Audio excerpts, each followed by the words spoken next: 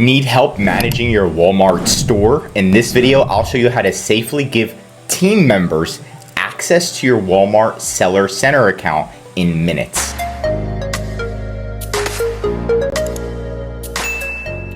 Okay, so first things first, you're gonna log into Walmart. You're gonna go into that settings icon in the top right corner. It looks like a little cog. Click on that button. Then it's gonna take you here. It's gonna look just like this. You're gonna scroll all the way down to the left and you're gonna click People and Permissions right here. Once you're here, you're gonna see your account, and funny enough, Jeff Bezos is on our account and he is selling on Walmart now, which is pretty insane.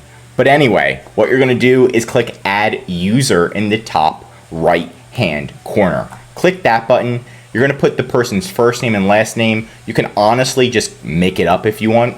Right now, Walmart is not verifying information. Put their email address and then give them what type of access you want to give them.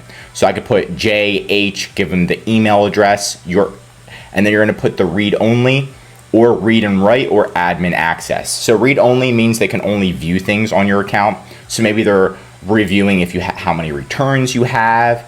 But if you want them to read and write, aka be able to edit the listings, right?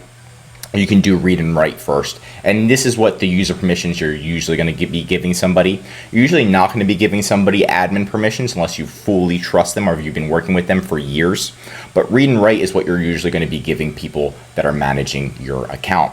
Once you do that, you're going to click Save Changes. Right when you do that, within around 60 seconds, they're going to receive an email. And it's going to say this: your Seller Center account has been created. If they don't see it, make sure they check their spam. But it's going to look just like this, and all they have to do is create a password, and bada bing, bada boom, they're going to be able to log in with their email and their password that they create, right? Once you do that, you can always change their permissions, so you can click Edit. There's going to be an edit button right here, and you can edit the user, you can remove the user, or you can upgrade their permissions. So you can give them read only, now you can make it read write, you can make them admin, and things like that on your account. So that's it in a nutshell, and that's it for today's video. If you want me to cover more Walmart Seller Center tips, let me know in the comments below.